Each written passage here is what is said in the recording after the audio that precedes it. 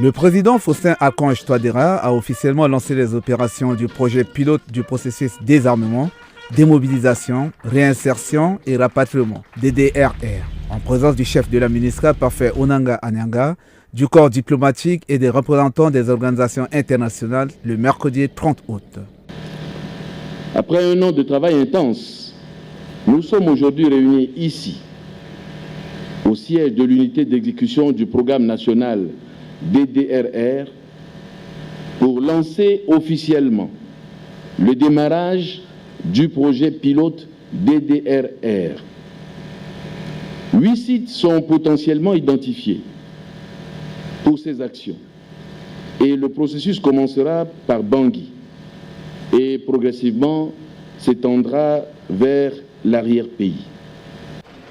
13 groupes armés sur 14 ont fourni chacun une liste de 40 combattants au lancement officiel du projet pilote qui comportera le volet intégration dans les forces armées et le volet réintégration communautaire.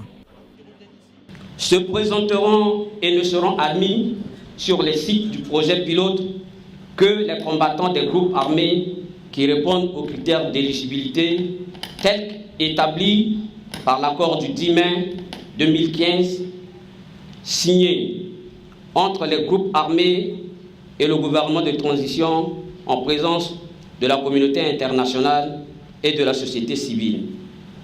Ces critères sont au nombre de 3, à savoir la remise automatique d'une arme de guerre, l'appartenance au groupe armé signataire de l'accord de Bangui. Quant aux enfants associés aux forces et groupes armés, ils sont éligibles d'office. Tous les groupes armés adhérés au programme national de DDRR ont été instruits par le comité consultatif et de suivi du programme national de désarmement, démobilisation, réintégration et rapatriement DDRR en RCA de fournir la liste des éléments éligibles en détaillant leurs identités ainsi que l'armement et le matériel avant les opérations. Le volet intégration dans les forces armées de l'opération pilote seront conduits par l'état-major des FACA avec l'appui de l'EUTM. Pour son exécution, ce projet sera précédé d'une vaste campagne d'information ciblant les groupes armés, les communautés locales, l'opinion publique en général. Un total de 280 démobilisés sera orienté vers la réintégration socio-économique avec un nombre équivalent de bénéficiaires issus des communautés locales. Cette activité sera réalisée avec l'appui de la Banque mondiale. Ce projet vise à contribuer au rétablissement de la sécurité et la restauration de l'autorité de l'État sur l'ensemble du territoire ainsi que la réconciliation nationale.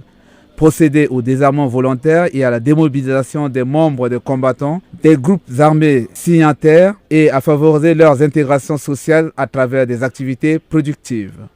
Ce projet va servir de test au programme national DDRR qui sera lancé par la suite et qui visera à désarmer, démobiliser et réintégrer jusqu'à 7000 combattants éligibles. C'est un signe de bonne volonté fort appréciable que tous les acteurs de groupes armés aient décidé de participer au projet pilote.